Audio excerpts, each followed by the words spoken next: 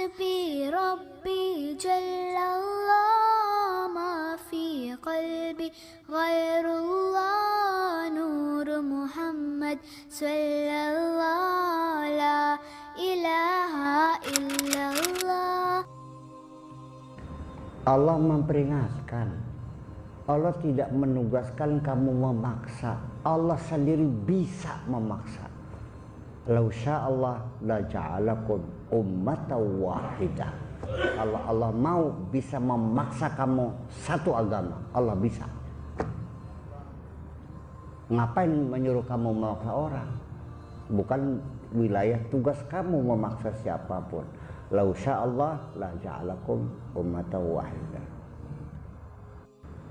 Andaikan Allah paksakan orang ini satu agama, setelah lau sya'allah la ja'alakum ummatan wahidah wala yazaluna mukhtalifin, setelah itu mereka akan berbeda lagi.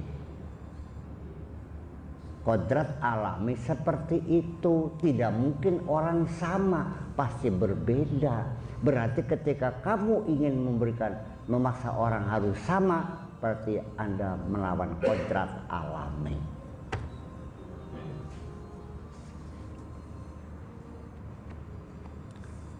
Agama dibunuhi semua, hanya Islam.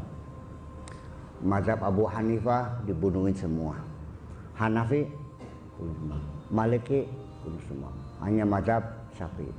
Mazhab Syafi'inya Al-Wasiliyah dibunuh semua, Al-Irsyad bunuh semua, Muhammadiyah bunuh semua. Yang ada hanya NU saja. Setelah itu NU alam dunia, sampai Donald Trump juga NU. Aneh kan ini mah. Terus setelah itu akan berbeda lagi enggak?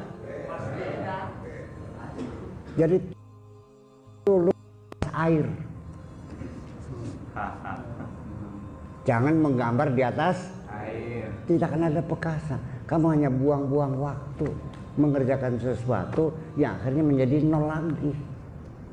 Ya sudah, kalau begitu kita yang real saja. Tugas pertama, implementasikan keyakinanmu untuk dirimu sendiri. Dakwahmu adalah mengajak orang mencontoh dirimu yang benar itu, bukan mengklaim benar. Saya kira kalau kita berdakwah seperti itu selesai. Silakan Anda mempromosikan keyakinan Anda. Ini agama Islam yang benar adalah madhab ini. Sembayangnya begini, puasanya begini, silahkan katakan, jualah kecap nomor 1 semua, nggak ada masalah. Sebatas Anda menyanjung-nyanjung keyakinan Anda, berargumentasi sebanyak-banyak, tapi jangan masuk wilayah orang lain, menjelek-jelekan madhab orang lain. Jangan mengorek kesalahan orang lain. Silakan Anda buktikan kebenaran keyakinan Anda dengan tidak menyalahkan siapapun. Dan jangan menjelek-jelekan. Rokok ini adalah rokok saya. Ini rokok yang terbagus, yang terenak, termurah. Rokoknya Haji Ubaid itu jelek. Salah.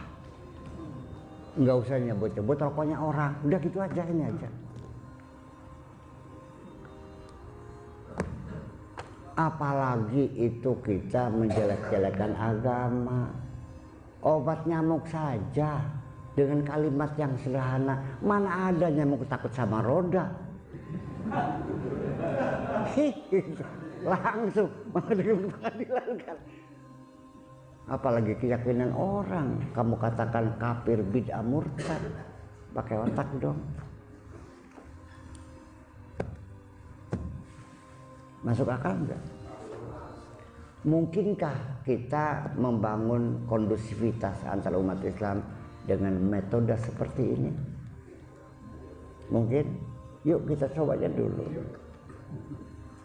Tapi andaikan ada orang yang tetap menjelek-jelekan orang lain, dan kalau ada yang menjelek-jelekan kamu, bagaimana Anda bersikap? Jangan dilawan, jangan dibantah, jangan diajak berdebat, tinggalkan saja, pergi. Tinggal pergi aja. Kalau ditanya, bukan diabaikan, ditinggal pergi aja. Kalau kita kemana Bung? Mohon maaf, sakit perut. Mau apa? Mau berak. Dah. Sementara begitu aja dong. Jadi tolong kita minta kepada saudara-saudara sekalian, dengarkan saja, terima saja. Dibilang kafir oke, dibilang bid'ah oke, dibilang dolalah oke, dibilang finar oke, semuanya udah mangkak suut. Ada neraka Gusti Allah, di neraka sira.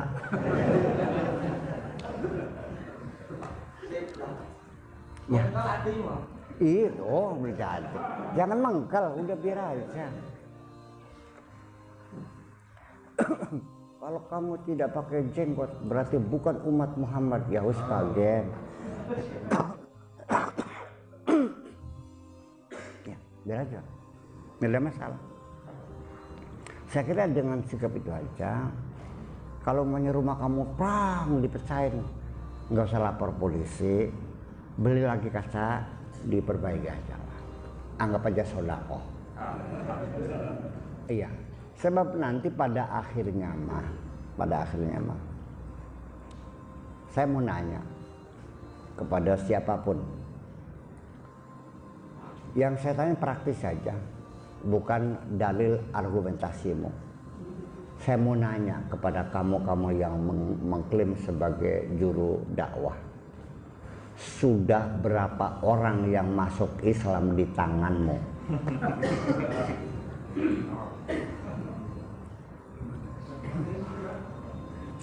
Berapa banyak anggotamu yang sengsara sekarang sudah berkecukupan? Kalau Anda tidak menjawab, berarti kosong semuanya. Ada berapa penjahat yang bertobat di tanganmu? Malah ternyata dengan sikapmu yang keras seperti itu malah membuat orang jadi murtad semua. Ya, sebagaimanapun bukan hanya Islam, juga kita juga orang Timur, yaitu mengedepankan kesantunan. Menegur orang tidak boleh vulgar. Bilang dulu permisi. Boleh nggak saya berpendapat? Boleh nggak saya menegur Anda? Baik-baik. Itu pun ketika Anda sampaikan pasti tersinggung. Apalagi begitu datang murtad, kafir, neraka, kafir, bid'ah. Subhanallah, Allahu Akbar, takbir, cereng, waduh, ngeri jadi. Iya dong. Yalah, stop, damai. Mau nggak? Kenapa saya semakin semakin bersemangat lah? Karena dulu saya menghitung ancamannya ada 3. Negara bisa bubar. Kemakmuran tidak pernah terbukti. Keadilan sosial tidak pernah terbangun. Dan supremasi hukum tidak pernah ditegakkan. Ini 3 bisa menyebabkan negara menjadi bubar. Dan semua negara yang dulu pernah ada dan sekarang sudah bubar, sebabnya sekitar 3 ini. Ya kan? Ternyata sekarang ada 4, yaitu perpecahan di antara umat Islam di Indonesia ini khususnya, karena umat Islam Indonesia adalah mayoritas. Ketika terjadi perang horizontal, konflik horizontal antar umat Islam, ini bisa membakar negeri ini. Maka bagaimanapun menjadi tugas kita bersama mendamaikan antar sekte umat Islam yang ada di negeri ini demi keutuhan bangsa. Ya, kalau konflik antar agama minoritas mah nggak ada masalah. Paling-paling per daerah kan terbakar. Tapi kalau umat Islam ini mengganggu stabilitas yang akan membubarkan negara. Jadi perpecahan umat Islam harus kita angkat menjadi ancaman stabilitas negara. Masuk akal nggak? Mungkin nggak umat Islam perang saudara? Dan sekarang perang saudara sesama agama Islam sudah ada 3-4 negara yang hancur di depan mata kita. Syria, Irak, Yaman, Libya. Ya Mesir gonjang-ganjing ya dengan sekarang. Yang paling aman tuh Tunisia, damai. Tapi masih ada sok bom meledak di daerah, masih ada.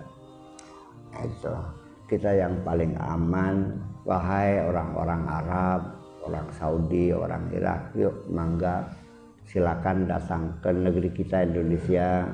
Belajarlah dari kami bagaimana membangun kerukunan beragama. Kita punya pengalaman panjang.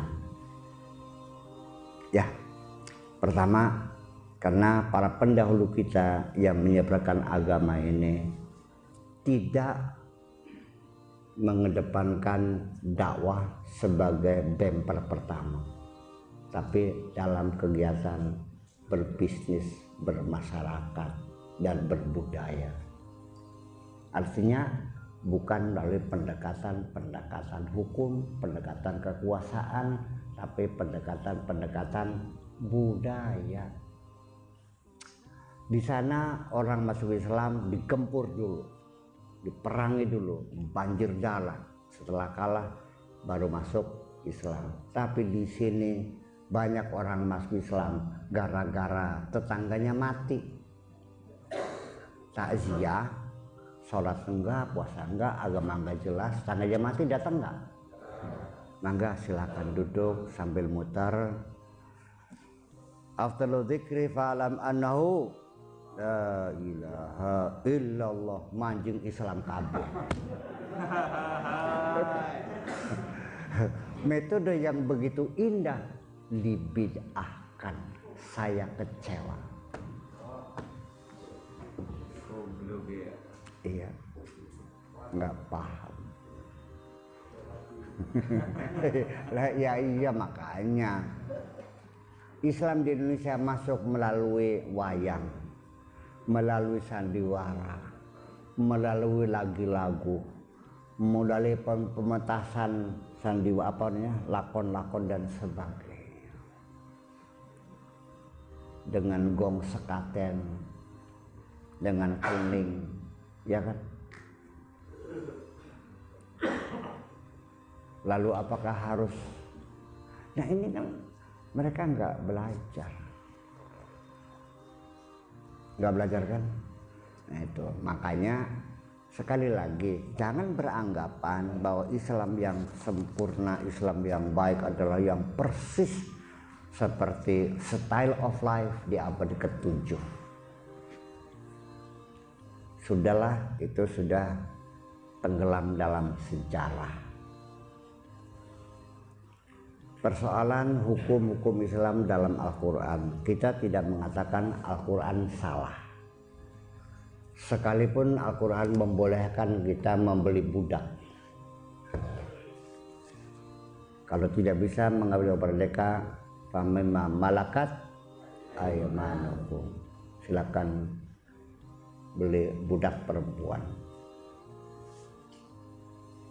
Al-Quran tidak salah. Karena kondisi zaman itu adalah seperti itu. Jadi hukumnya sudah tidak bisa diberlakukan lagi, tidak disalahkan, tapi biarkan tenggelam dalam sejarah.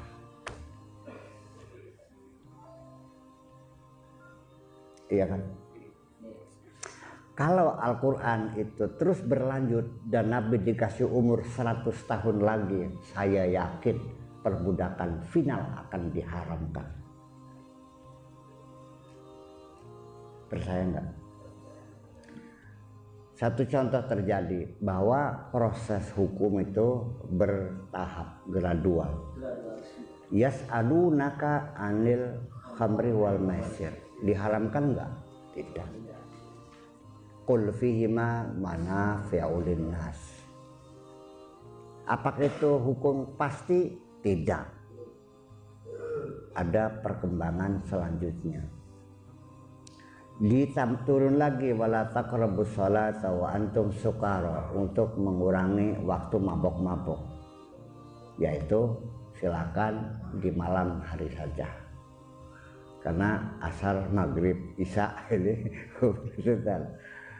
Nah, wala taqrabus sholata wa antum sukara, mabok dilarang belum? Belum. Wa ma malakat aymanukum, perbudakan masih boleh enggak? Sudah dilarang belum? Belum. Saya yakin nanti yang diharamkan nantinya. Ini persoalannya. Hanya karena Nabi juga dibatasi waktu kontraknya, selesai pulang, ya makanya selanjutnya silakan al ulama warasatul anbiya. Jadi dosanya dosa ulama yang tidak meneruskan. Dikiranya perbudakan sah untuk selamanya, yang diserbu dunia. Nah itulah makanya jadi kita tidak paham, kita bisa menyalahkan. Dan saya tidak mengatakan ada nasikh, ada mansukh, nggak ada. Masa Allah bilangnya cuk, maaf salah gitu. Ya nggak bisa dong.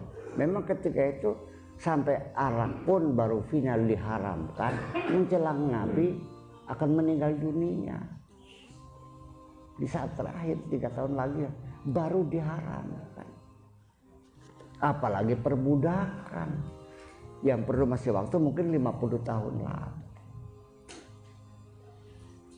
Nah inilah langkah-langkah awal menuju pembebasan perbudakan sudah dimulai oleh Kanjeng Nabi secara bertahap.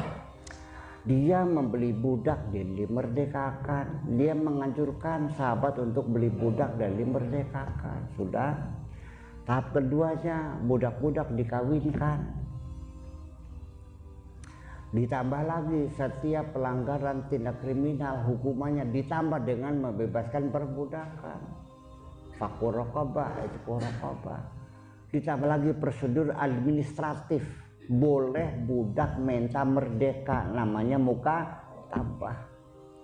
Dari mana uangnya? Dialokasikan dari uang zakat, berbunyi wa fir riqabi. Untuk budak saya yang ingin merdeka silakan dialokasikan, majikannya dibayari supaya dia merdeka. Tetapi itu pun juga dipertimbangkan, fakatibuhum in alimtum fihim khaira, silakan dikabulkan mukatabahnya kalau diduga orang itu mampu hidup merdeka. Kalau sudah tua bangka, udah ropoh, masa dibuang tengah jalan? Kondisi tidak seperti sekarang ya bisa mati. Jangan dimerdekakan kalau ini, kan begitu. Jadi sudah final belum usaha untuk membebaskan perbudakan? Belum. Arak final. Jadi jangan mengatakan sudah final semuanya. Itu persoalannya. Jadi sebabnya kita menjadi keliru memahami karena anggapnya sudah final. Dalilnya al-yawma akmaltu lakum buat mantu alaikum, bahwa Islam sudah sempurna, sudah tidak boleh ditambah, berkurangnya dan tidak boleh dirubah, sudah final. Sudah, itu persoalannya. Jadi akar persoalannya seperti itu. Terus gimana? Ya, saya masih mendengar para kiai mengatakan bahwa perbudakan boleh, dan itulah ISIS itu mengusahakan menerapkan hukum seperti itu, memperlakukan perbudakan, habis di serbu dunia, nggak mungkin. Iya kan? Nah itulah makanya jadi begini. Ini faktor sejarah sesungguhnya. Ada konspirasi sepanjang zaman terhadap Islam ini. Iya dong.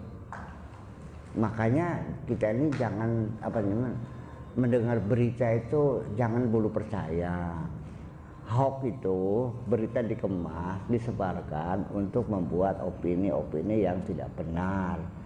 Iya, idza ja'akum fasiqun binaba'in fatabayyanu, jangan dulu percaya, ntar dulu. Tolong kedepankan persatuan dan kesatuan.